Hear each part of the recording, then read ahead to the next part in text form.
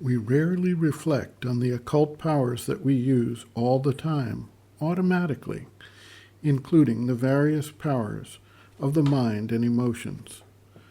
Researchers in the field of medical science have now recognized the important role that our mental state has on our health and well-being.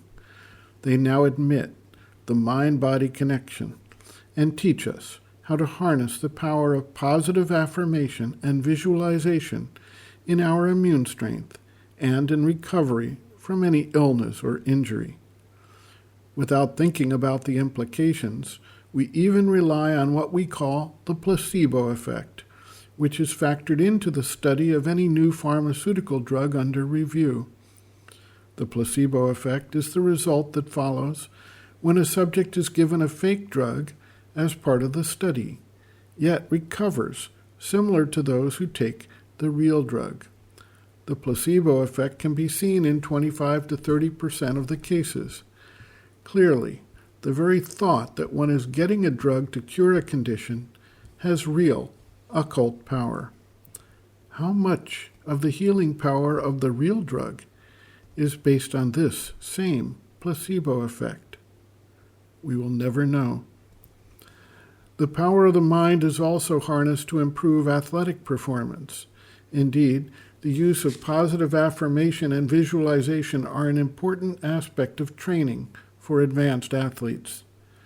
Spiritual practitioners in various paths are provided detailed visualization exercises in order to develop the power of concentration and thereby to advance in their spiritual practice. Most people do not recognize nor understand the power of thought forms to impact other people and results. Researchers are exploring this power and harnessing it to, for instance, aid people who are physically paralyzed in operating a computer, for instance, through the focused and concentrated power of thought.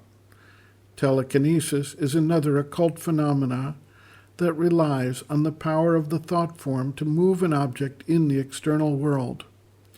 While these are now visible results, there is an entire field of the power of thought to impact other people and the ideas they follow and the feelings they experience.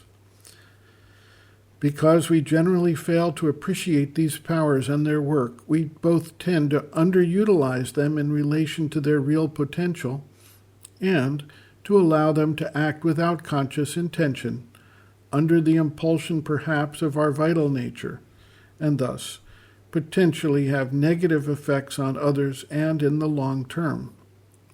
By taking up these powers consciously, exploring and studying them, working to train ourselves in the use and application of them, we can both increase their power and enhance their ability to influence people, events, and situations in a positive manner. Dr. Dalal notes, quote, Sri Aurobindo defines occultism as the knowledge and right use of the hidden forces of nature, especially the forces of the subtle physical and supraphysical planes. As the mother points out, in a way, everyone practices occultism without knowing it because everyone uses the powers of thought and imagination, which are in fact occult or hidden, but which produce visible effects on oneself and others. The effects produced by our ordinary thought and imagination are meager compared to what they could be if the powers were developed through training. In fact, most people are not even aware of the effects brought about by thought and imagination on our bodies and our external lives. Therefore, these powers are often used in ways which are detrimental to us and others. An important step in developing the powers within us is to become more conscious of the powers we already possess and use, as also of the effects they are producing in our daily lives, so that we may learn to use them more deliberately and beneficially. End quote.